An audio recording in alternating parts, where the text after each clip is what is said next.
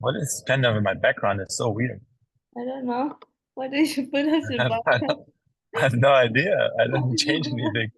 It's so Well, weird. no, it looks like a plant. Yeah, I look like I'm sitting in the garden. Wow, that's so funny. How does mine look? It just looks black, like there's nothing because you probably don't have your camera on like usual. Should I put my camera on?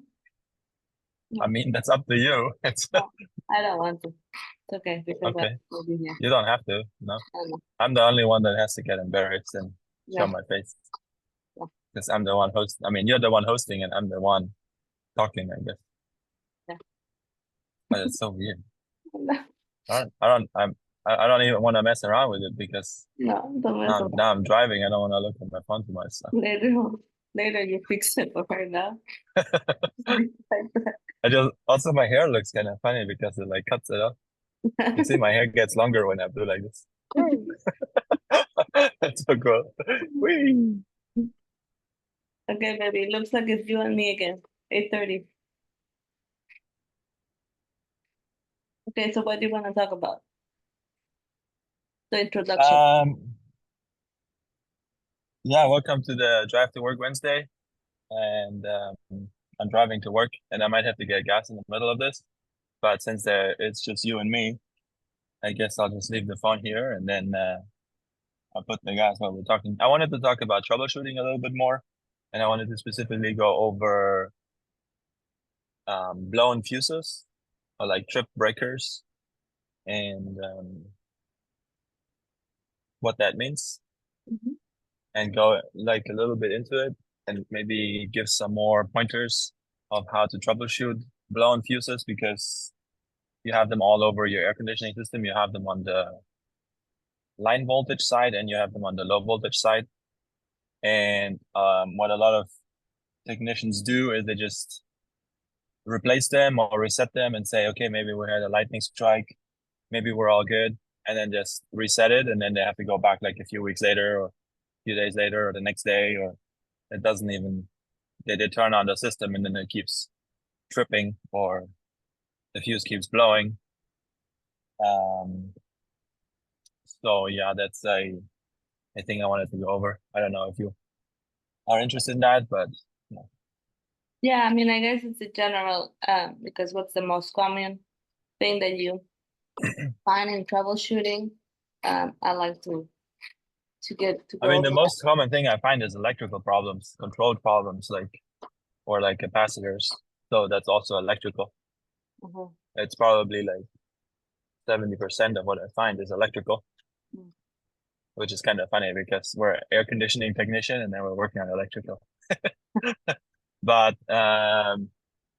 yeah, so the idea of a fuse or of a breaker or a resettable breaker, you have them on different components in the air conditioning system. You have, for example, fuses on the line side coming into the unit, which are usually like big fuses, like I don't know, they're like different sizes, but they go anywhere from a few inches to like almost a foot, like 12 inches.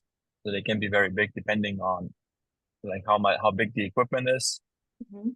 That at least that I'm working on the commercial. But you also have them on, for example, transformers that provide the low voltage for your controls. You sometimes have resettable fuses. Sometimes technician installs they call them little poppers, which is a little resettable fuse that you can put on the circuit, Mhm. and it has a little button, and you just click the button, and then it resets the fuse. Mhm. Yeah, I just got to the gas station. Mhm. There's no free place here. Mhm. Um, sorry. It's okay. Guess I'll just park behind this guy and see if he goes away at some point. Mhm. Um, yeah, so, and they're basically fuses or resettable fuses or breakers. You have them on the electrical panels. They're designed to protect the system from harmful conditions that would damage the component. And the way this works is that the fuse blows or trips, and then it cuts out the electricity to the equipment. And yeah, the way to explain this is you have a path for the electricity that it's supposed to take.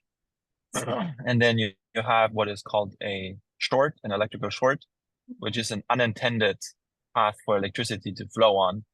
And electricians separate between you have a short and you have a ground fault. And the short is basically an unintended connection from one power to another power, or from one line to another line. And then a ground fault is an unintentional connection between line voltage to ground. So they separate it a little bit, because you can have. Okay, no, I'm basically here. Well, I'll just wait. But you can basically have a connection between two wires on the equipment. So you have 120, and you have your common, like you have your common and you have your 120. And if you're connecting those, that is a short. But if you're having 120 and it goes straight to ground, that's a ground fault. And on the low voltage side, you have, for example, your thermostat that sends the 24-volt signal to the unit. So you're getting, like, for example, your fan, your 24 volts on your G terminal, which is the fan terminal. So you're having your 24 volts, but let's say there's a short on that wire to the compressor. So the thermostat is asking for the fan to come on, but the wires are touching and the insulation is broken. So then you're having a short, and the compressor turns on when it's only asking for the fan to come on, for example. So that could, when you're trying to, then the compressor comes on, then it would short out, because you have power on both lines, so then you have stuff tripping out. But the basic idea is that when you have a fuse, or when you have a breaker, or when you have something that's tripped or that's blown, there's usually a reason why that happens. And that's kind of what I wanted to get into, because what I've seen is that people just replace it and then leave and then think that it's all good. And in my experience, it's hardly ever the case. And one thing that I specifically wanted to go over is because you have split systems where you have the air handler inside the building, and then the condensing unit outside the building.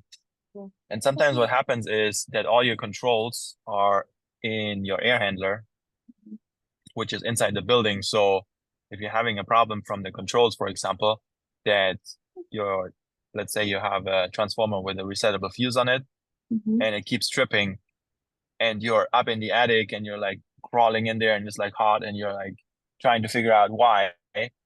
And the last thing that you're thinking of is that maybe it is something that is happening outside on the condenser, which I find it, I mean, it's not like all the time, but it happens often enough to where you can call it common. But what happens in that specific scenario is you have the fan come on the air handler, and it runs and it runs. And then as soon as the compressor comes on, the fuse trips and the system shuts off. And one of the things to check there is the contactor on the condensing unit, because I mean, I don't know exactly how familiar you are. You're like just getting into it, so Yes. But the contactor, the contactor is basically like a light switch that you're sending 24 volts to the light switch and it turns on. That's basically how it works. Like, instead of you going there manually and switching it on and off, you have 24 volts that you apply, and then the contactor closes, which is like the light switch. You turn it on, and then it activates the system. But there is which is called an electromagnetic coil. So it's just wires like looped around a piece of metal, and they just turn on. They, like, once you energize them, they become a magnet. But there's resistance in that, and you need to apply power, but you need to have the resistance on here. Otherwise, it creates a short, because there's not enough resistance to absorb basically the power.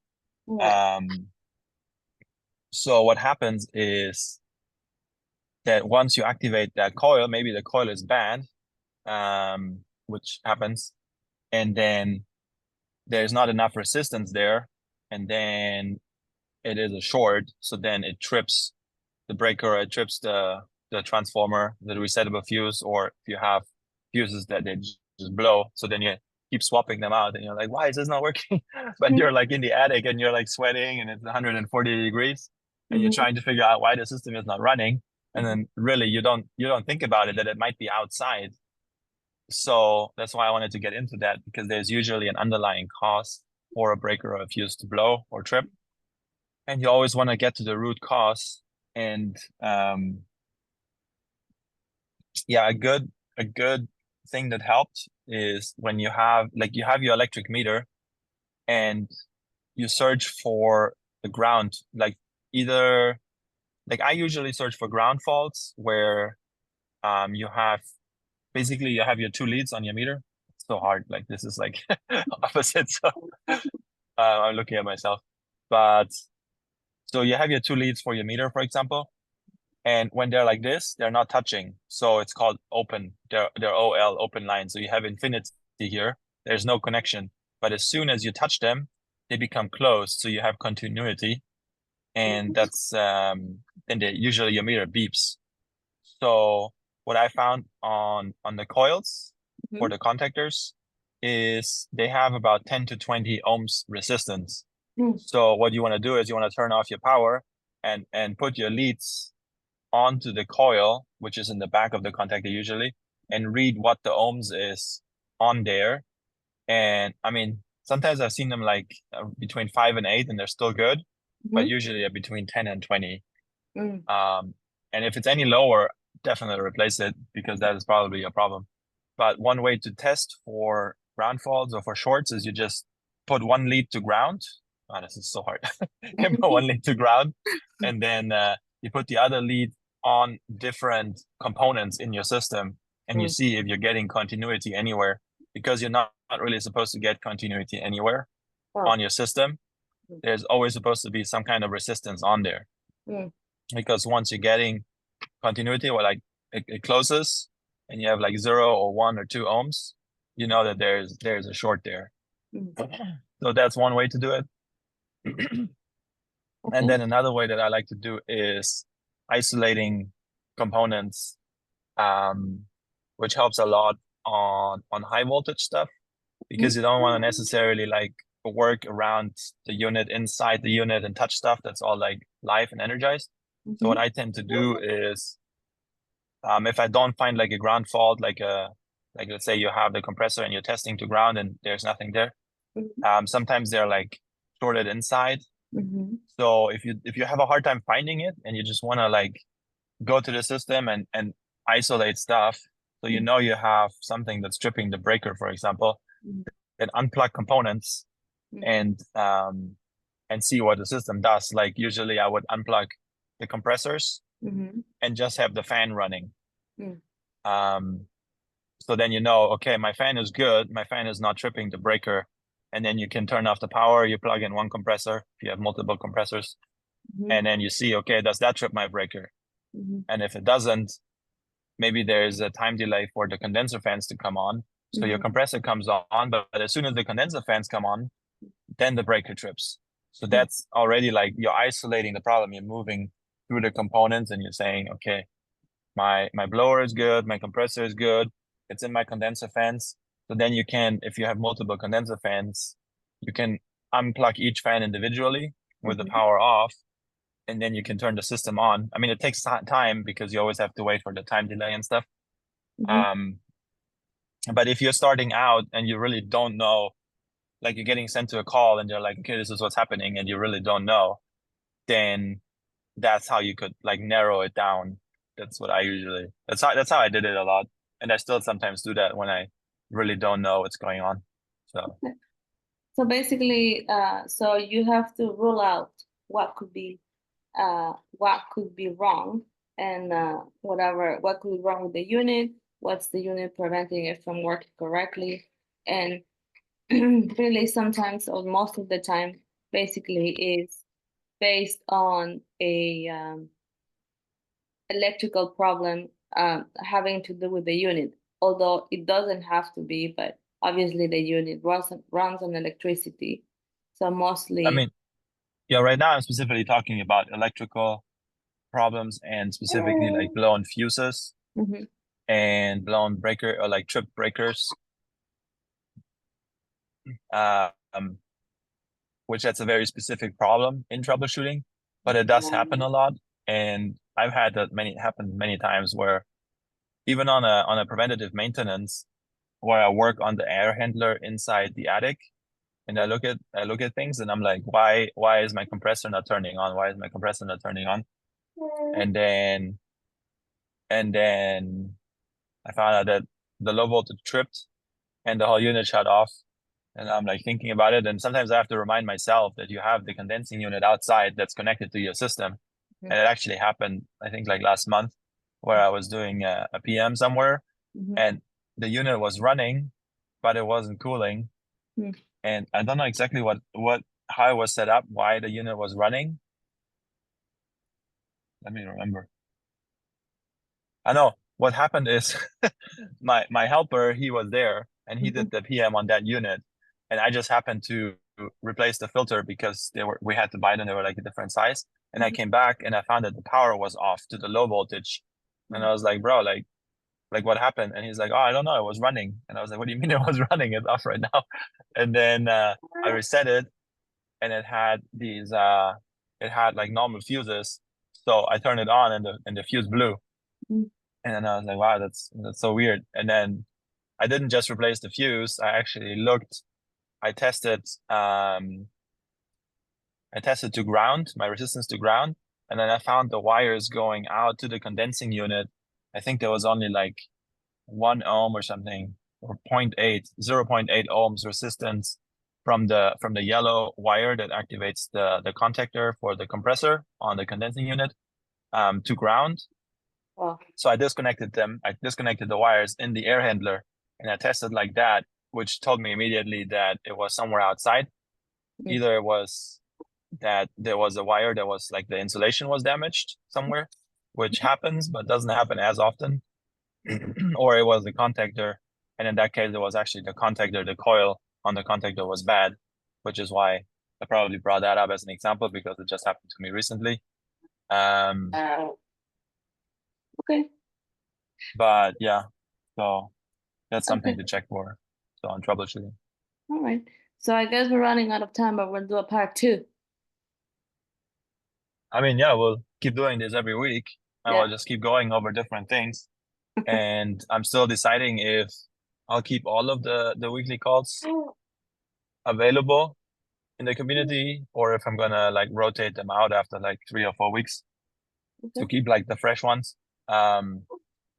But for now, they're still there. So once you hit level 2 in the community, you can watch the last, like this week and the last 2 weeks. This will be uploaded by tomorrow, probably. Yeah. So anyways, it would be good if David can come back or if some other people can come or people can let me know what is a good time for them to be part of this because I would like to have more questions from the community so I know like what is it that you guys are running into, like because I do my stuff and I know what I do and I know what I run into, but I don't know exactly what the people in the community run into. So if I find out the time that the calls are better, maybe I can organize it so I can be there available at that time, and then we can actually have the Q&A, the question and answer going on. That would be awesome. Okay. No problem. Okay, well, we'll end with this and then I'll see you next week.